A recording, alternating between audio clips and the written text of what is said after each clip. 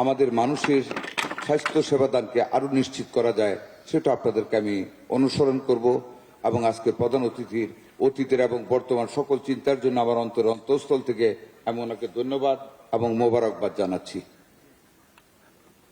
প্রিয় সুধীবৃন্দ, এখানে এসে প্রথম বক্তব্য শুনলাম ম্যান বিহাইন্ড দ্য মেশিন, একজন সম্মানিত ডাক্তার বলেছেন, আরেকজন বলেছেন ম্যান মেশিন মেকানিজম। সব ঠিক আছে, অনেক আইসিউর প্রয়োজন, দ্যাটস অলসো ভেরি ট্রু। আমি আমার আসল বক্তব্য, আমি তো ডাক্তার না, ডাক্তারির ভিতরে টেকনিক্যালিটিস তুলে ধরতে পারবো না, তবে ডাক্তারের সাথে অ্যাসোসিয়েটেড ডিউটিস এন্ড অব্লিগেশন সম্বন্ধে দু একটি কথা বলতে পারি। যেমন আপনাদের একজন অ্যাকাউন্টেবিলিটির কথা বলেছেন। অনেক বড় ডাক্তার হওয়া যায়, but feelings to him or herself, what I am or what we are. Doctor অনেক বড় ডাক্তার হবেন, but what is the accountability of a good doctor? That each and every doctor should understand. আমাদের প্রধানমন্ত্রী, উনি তো একটা দেশের প্রধানমন্ত্রী, হতে পারে দেশটা আমরা টেরিটরিতে ছোট, but he is the prime minister. Like the prime minister of any other countries of the world, whatever the size of the country is, what is his feelings? ওনাকে আমার এখানে আনা উচিত না, বাট আমি আনতেছি যেহেতু অ্যাকাউন্টেবিলিটি শব্দটা একজন ডাক্তার ইউজ করেছেন। এই যে অধিবেশনটা গতকাল আমাদের সাময়িকভাবে গেল, বাজেট অধিবেশনের আগের অধিবেশনের লাস্ট কনক্লুডিং সেশনে আমাদের মাননীয় প্রধানমন্ত্রী জনাব তারেক রহমান তার বক্তব্যের একটা অংশে নিজের চেয়ার ছেড়ে চেয়ারটার দিকে আঙ্গুল দেখে বলেছিলেন এই চেয়ারটা অনেক গরম। চেয়ার কিন্তু উনি শুধু ওনার চেয়ারটার কথা বলেননি, আমাদের যদি সেন্স থাকে তাহলে আমাদের প্রত্যেকের বুঝতে হবে ডাক্তার যখন ওনার প্র্যাকটিস করার জন্য বসেন তার চেয়ারটা গরম, আমার চেয়ারটা কিন্তু গরম। স্বাস্থ্যমন্ত্রী প্রত্যেকের যার যার পজিশনের চেয়ার গরম। উনি প্রত্যেকটা চেয়ারের প্রতি অঙ্গুলে নির্দেশ করেছিলেন টু আন্ডারস্ট্যান্ড যে চেয়ার গরম, কিন্তু চেয়ারের মতো গরম আমাদের হওয়া যাবে না, এটাই উনি মিন করেছিলেন। We have to be humble. Each and everybody should be a man without ego and vanity, with full of humility. ওটি উনি বোঝাতে চেষ্টা করেছিলেন। যেমন আমাদের মাননীয় প্রধানমন্ত্রী ডেলি কেন সংসদে গিয়ে বসে থাকেন, সে যখন সংসদ শুরু হয় তা থেকে শেষ পর্যন্ত মানুষটি বসে থাকেন। কি কারণে বলেন? উনি এত বিরাট প্রাসাদের মতন অফিস রেখে উনি সচিবালয়ের একটা ছোট্ট রুমে কেন অফিস করেন বলেন? আমি জানি অনেকে বুঝবেন, তো বলবেন না, আমি বলে দেই। সংসদে বসে থাকেন আমাদেরকে পাংচুয়াল করতে, যে each and every MP should attend the parliament in time, because parliament চলাকালীন অবস্থায় এটা আমাদের পবিত্র দায়িত্ব। জনগণ আমাদেরকে সে আমানত দিয়েছে, সেটা উনি বুঝিয়ে দেন নিজে বসে থেকে, এবং we are bound to sit দিয়ে। কালকে কয়েকজন এমপি ছিলেন না, হুইপ দিয়ে লেখায় 5টার সময় যা করার করেছেন। এই যে sense of accountability to the people,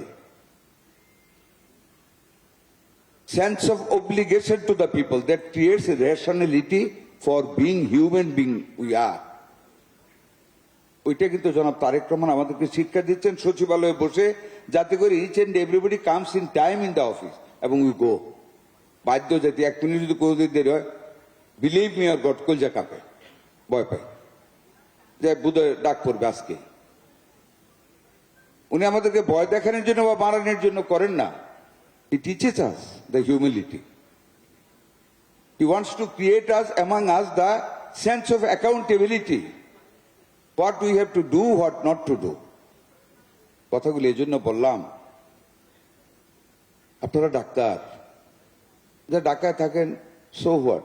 You have a very big, most extended community among the country, in the country.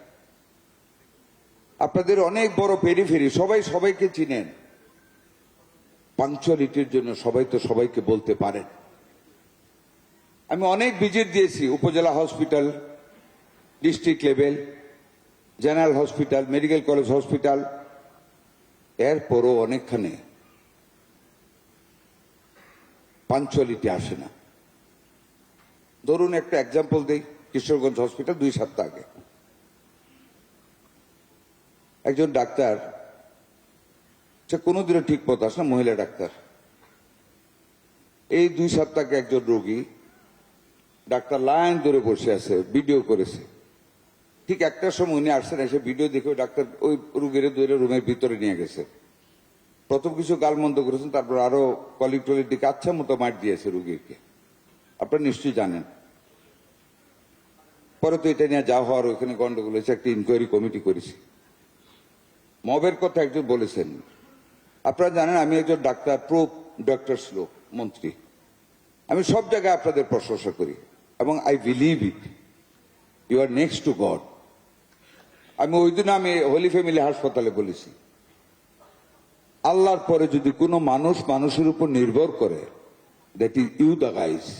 আপনারা যদি আপনারা 1 ফোঁটা বিষ দেন যে এটা ওষুধ খাও, ডাক্তার খাবে, আমি যদি বলি আমারটা খাও, আমার সন্তানও খাবে না, আপনাদেরটা খাবে। কাজে আপনাদের গুরুত্ব কত অপরিসীম, সেখানে আপনাদেরও তো sense of accountability and obligation. You have to understand the medical ethic is tantamount to moral ethics, no difference. একজন ডাক্তারের সুন্দর ব্যবহার এবং সুন্দর দায়িত্ব পালন একজন রোগীকে অনেকাংশে ভালো করে তোলে। আমার সময় নেই, আমার জীবন থেকে আমি 2-1টা উদাহরণ দিতে পারতাম।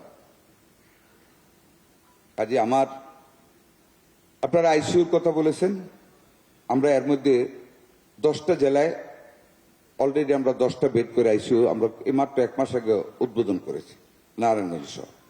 আরো আমরা জয়পুরহাট, রাজবাড়ী, কুষ্টিয়া ইএনটি ইনস্টিটিউট, এনআইও, তারপর রংপুর শিশু হাসপাতালে আমরা কিছুদিনের ভিতরে আইসিইউ উদ্বোধন করব ইনশাল্লাহ। আগামী কিছুদিনের ভিতরে আমরা প্রত্যেকটা, আমাদের মাননীয় প্রধানমন্ত্রী আপনারা জানেন, আমাদের জাহিদ ভাই বলে গেছেন স্বাস্থ্য খাতের উপর কত গুরুত্ব দিয়েছেন। সেই স্বাস্থ্য খাতের উপর 69,000 কোটি টাকা বরাদ্দ করেছেন। যত টাকাই বরাদ্দ করুক না কেন, জাহিদ সাহেবও কিন্তু বলে গেছেন মাননীয় সমাজ কল্যাণ মন্ত্রী, until and unless you will not realize your accountability, যতক্ষণ না পর্যন্ত আপনারা ডাক্তাররা আপনাদের এথিক্সটাকে, আল্লাহর পরে রোগীর কাছে আপনাদের সুন্দর ব্যবহারকে আপনারা সঠিকভাবে দায়িত্ব পালনে নিহিত না করবেন, ততক্ষণ পর্যন্ত হাজার হাজার লক্ষ কোটি টাকা খরচ করেও আমাদের এই বিশাল জনগোষ্ঠীর কোনো উপকারে আমরা আসতে পারবো না।